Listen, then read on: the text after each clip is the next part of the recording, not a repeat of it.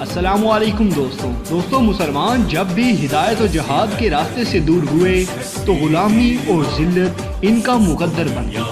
ہمارا تابناک ماضی ہماری پہچان ہے۔ تاریخ اسلام میں خلفائے راشدین کے بعد بہت سے مجاہدین اور سلاطین گزرے جو بہت مشہور ہوئے اور جنہوں نے صلیبیوں کے دانت کھٹے کیے۔ ان میں میرے پیر و مرشد سلطان صلاح الدین ایوبی، سلطان عماد الدین زنگی، سلطان نور الدین زنگی، سلطان رکن الدین بیبرس، سلطان الف ارسلان وغیرہ شامل ہیں۔ میں تاریخ اسلام سے ایک ایسے عظیم مجاہد کا ذکر کرنے جا رہا ہوں جن کے نام سے بہت کم لوگ واقف ہیں، جنہوں نے مسلمانوں کی آزادی کی جدوجہد کے لیے جہاد کا راستہ اپنایا اور بہت سی قربانیاں دی، اور اس طرح مسلمانوں کے لیے ایک روشن دور کا آغاز ہوا۔ خلافت عباسیہ کا خاتمہ ہو چکا تھا اور اس وقت تمام ترک قبیلوں کی صورت میں رہتے تھے۔ یہ تمام قبیلے خانہ بدوش تھے۔ یہ قبیلے سفر کرتے اور جہاں سرسبز علاقہ دیکھتے وہاں پر آباد ہو جاتے۔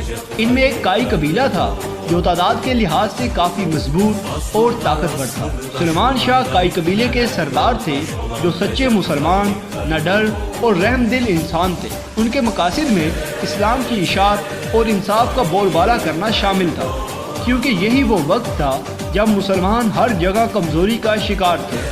منگول ہلاکو خان کی سربراہی میں بڑھتے چلے آ رہے تھے اور خلافت عباسیہ کے بعد سلجوق سلطنت ان کی منزل تھی۔ بازنطینی سلطنت کے صلیبی اپنی سازشوں کے جال بن رہے تھے۔ مسلمانوں کی مضبوط اور طاقتور سلجوقی سلطنت اب زوال کے قریب تھی۔ ان حالات میں ضروری تھا کہ مسلمانوں کی تعداد کو بڑھایا جائے۔ سردار سلیمان شاہ کے 4 بیٹے تھے جو بہت بہادر اور جنگجو تھے۔ سلیمان شاہ تمام ترک قبائل کو متحد کرنا چاہتے تھے تاکہ مسلمانوں کو صلیبیوں کی رشادوانیوں سے بچایا جا سکے۔ شام کے علاقے حلب پر سلطان صلاح الدین ایوبی کے پوتے سلطان ملک العزیز ایوبی کی حکومت تھی، جبکہ اناطولیہ میں سلجوق سلطان علاء الدین کیقوباد کی حکومت تھی۔ صلیبی دونوں سلطانوں کو آپس میں لڑوانا چاہتے تھے تاکہ اس خطے میں مسلمانوں کو کمزور کر کے ان کا خاتمہ کر سکے۔ سردار سلیمان شاہ نے ان سازشوں کو ختم کرنے میں بڑا کردار ادا کیا، جس کی وجہ سے ایوبی سلطان پھر سے کائی قبیلے کے دوست بن گئے اور سلجوق سلطان کی بھتیجی حلیمہ سلطان کی سردار سلیمان شاہ کے بیٹے ارطغرل غازی سے شادی ہو گئی۔ سردار سلیمان شاہ کی وفات کے بعد ارطغرل غازی کائی قبیلے کے سردار بنے۔ وہ بہت ذہین اور بہترین جنگجو تھے۔ انہیں جہادی سوچ ورثہ میں ملی تھی۔ انہوں نے سردار بننے کے بعد صلیبیوں کا ڈٹ کر مقابلہ کیا، ان کی سازشوں کو ناکام کیا اور ان کے مشہور قلعے کارا چاہسار کو فتح کیا۔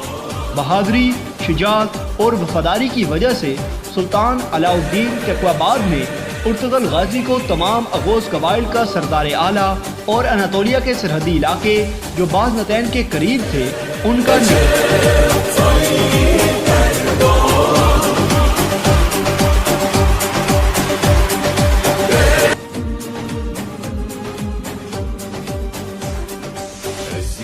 گران بنا دیا۔ ارطغرل غازی کے ہاں 3 بیٹے گندوز، ساوچی اور عثمان پیدا ہوئے۔ عثمان بھائیوں میں چھوٹے تھے۔ ارطغرل غازی نے ان کی دینی اور جنگی تربیت کی اور وہ بڑے ہو کر والد کے شانہ بشانہ جہاد میں شامل ہوتے رہے۔ سلطان ارطغرل غازی ایک مقصد کے لیے لڑ رہے تھے۔ انہوں نے منگولوں کے بڑے بڑے سپہ سالار قتل کیے، جن میں نوجان اور آلنچک مشہور ہیں۔ سلجوق سلطنت منگولوں کے ہاتھوں ختم ہو چکی تھی۔ تغرل نے تمام ترک قبیلوں کو سوغوت میں اکٹھا کیا، صلیبیوں سے چھینے گئے علاقوں کو ایک ریاست کی شکل دی اور تعلیم و تربیت کے لیے درسگاہیں تعمیر کی گئی تاکہ لوگ جدید علوم سے بہرور ہوں اور اس طرح مضبوط اسلامی معاشرے کی بنیاد رکھی جا سکے۔ ارطغرل غازی نے منگولوں کا خاتمہ کرنے کے لیے فیصلہ کن جنگ کا ارادہ کیا اور اس مقصد کے لیے منگول سلطان برقا خان جو مسلمان ہو چکے تھے اور مصر کے سلطان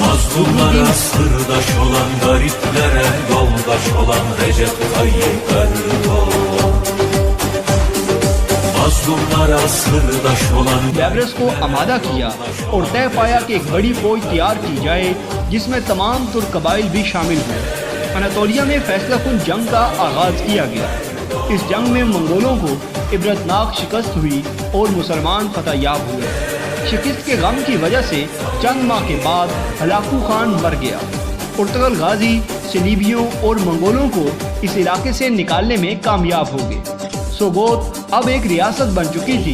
पुर्तगाल गाजी की वफात के बाद उनके छोटे बेटे उस्मान काई कबीला के सरदार बने और रियासत सोगोत को मजबूत करते रहे। वो अब रियासत सोगोत के सुल्तान कहलाए जाते थे। 1299 में खिलाफत कायम की जो खिलाफत उस्मानिया के नाम से मशहूर हुई। सुल्तान उस्मान गाजी अपने वालिद पुर्तगाल गाजी की तरह दलेर और बासलाहियत मुजाहिद थे। उन्होंने इस खिलाफत को मजबूत किया। पुर्तगाल गाजी की औलाद से सल्तनत उस्मानिया के 7वें सुल्तान मोहम्मद सानी जिन्होंने किस्तनतुनिया को फतह किया और नबी करीम सल्लल्लाहु अलैहि वसल्लम की बिशारत के हकदार ठहरे और सुल्तान मोहम्मद अल फातेह के नाम से मशहूर हुए। अपने अरूज के ज़माने में 16वीं सदी से 17वीं सदी तक ये सल्तनत 3 बरआज़मों पर फैली हुई थी और जनूब मशरकी यूरोप, मशरक़ वुस्ता और शुमाली अफ्रीका का बेशतर हिस्सा इसके ज़ेरे नगी था। सल्तनत उस्मानिया पर 1299 से 1922 तक 623 सालों में 36 सलातीन ने फरमा रवाई की। मुसलमानों को एक परचम तले जमा किया। बिलाशुबा ये दौर मुसलमानों की अजमत और अरूज का दौर था। इस दौर में मुसलमान जिहाद करते रहे। यहूदी और सलीबी हमेशा सल्तनत उस्मानिया के जाहो जलाल से लड़ता रहते थे। अल्लाह पाक अजीम मुजाहिद पुर्तगाल गाजी और सुल्तान उस्मान गाजी पर अपनी रहमतें नाजिल फरमाए और इनके दर्जात बुलंद फरमाए। आमीन सुम आमीन या रब्बुल आलमीन। तो दोस्तों ये थी हमारी आज की वीडियो। अगर आपको वीडियो पसंद आई हो तो इसको लाइक ज़रूर कीजिएगा। इसके मुताबिक कोई भी सवाल या तजवीज़ आप देना चाहते हैं तो कमेंट बॉक्स में अपनी राय का इजहार ज़रूर करें और हमारे चैनल को सब्सक्राइब करते हुए साथ मौजूद घंटी का बटन भी दबा दें। शुक्रिया।